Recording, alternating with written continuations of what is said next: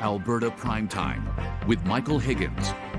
Welcome to Alberta Primetime. Ahead tonight, our politics panel on the latest dust-up over Ottawa's proposed emissions cap. But first, trade war tensions. These continued tariff measures and the necessary and appropriate response that comes from Canada is not a constructive path to be on. The federal finance minister ahead of traveling to Washington today with Ontario Premier Doug Ford for meetings with Commerce Secretary Howard Lutnick, and it comes ahead of Mark Carney being sworn in Friday as Canada's 24th Prime Minister. And joining us now, Edmonton Centre MP Randy Boissonnault. Mr. Boissonnault, thanks for coming in on a snowy Thursday. My pleasure, Michael. Swearing-in ceremonies tomorrow, Friday, for the new Prime Minister, his cabinet as well. Where do you feel Mark Carney's leadership leaves your government as it squares off against a tariff-hungry Trump administration? Well, look, I think the Liberal Party is the best party that we have in the country to defend against Donald Trump, his tariffs. I was in Washington only 2 weeks ago, meeting with Republicans, meeting with Democrats. It is a country divided, and the president wants what the president wants, and so we have to be on guard, elbows up. The tariff response is serious because it has to be, because the president responds to strength. Mr. Carney brings global experience, managing both the Central Bank of Canada and England, and is also a very calm force. I think he positions our party for the best position in 4 years. But more importantly, he will position Canada to take on what is an existential threat. I'd never thought I'd be on a newscast talking with you about annexation from our greatest trading partner and former ally. We are at a point now where we can't trust the Americans. We have to negotiate with them. They want transactional diplomacy, and that's why we have ministers there today to bring the temperature down so that we can get these tariffs off and get back to trading in a way that makes sense to the president, but also makes sense to Canadians. Mr. Carney needs a team behind him. Absolutely. So that team, the cabinet, will be announced tomorrow. Your expectations for that, and how do you respond to the media reports today that Stephen Guilbeault is out as environment minister?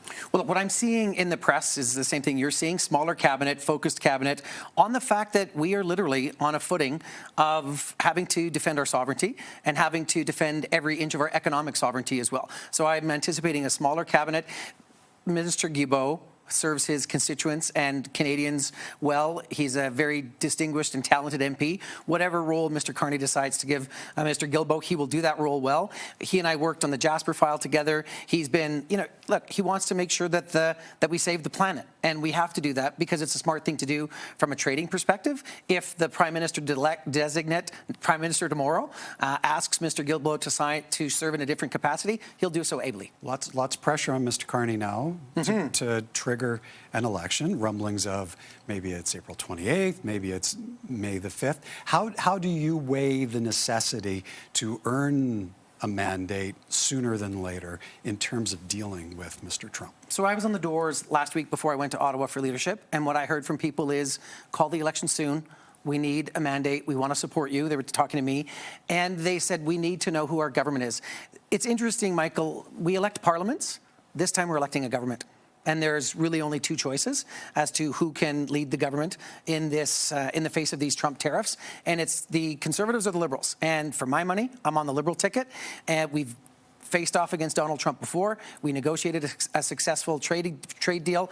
This Trump administration is different.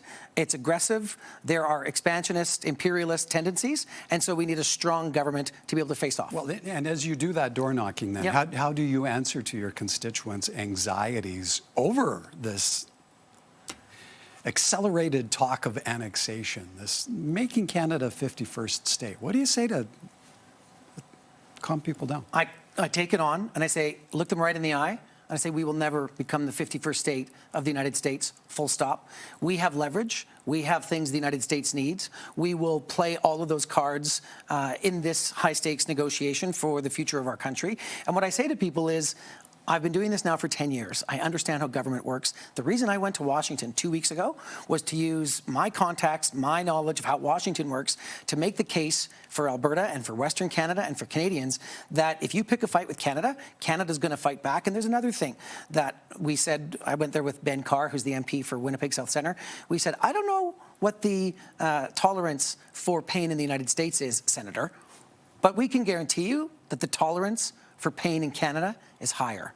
And so we're squaring off against the Americans. And as Prime Minister Carney said, whether it's in trade or in hockey, Canada wins. Where do you weigh in on oil and gas being used as a retaliation tool? What I really liked about this leadership race, Michael, is it gave Canadians permission to be proud of the fact that we have natural resources.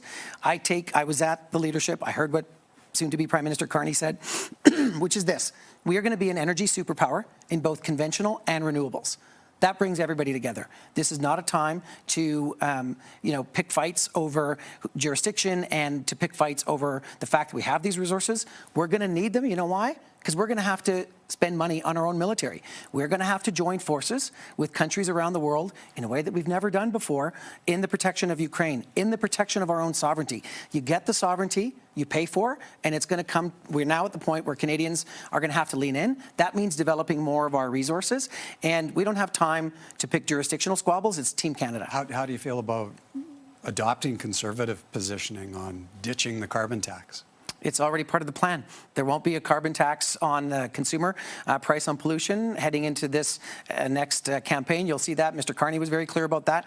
And it's really important that in a time of affordability, when we're facing the greatest economic threat to our country in my lifetime, that we come together as Canadians, elbows up, Canada strong, and that we're buying Canadian, we're traveling in our own country, because we need the Americans to see that we have resolve and that we're serious. And that's the hope that I have for this campaign, is that we're going to come together as a country. We're going to send a clear message to the world that we're united, and then we can face these tariffs from the United States. And we have common cause, Michael, with the European Union, with Australia, with other countries that the United States is picking on, no more so than Canada. And so we're going to take this fight to the Americans through and right after the election.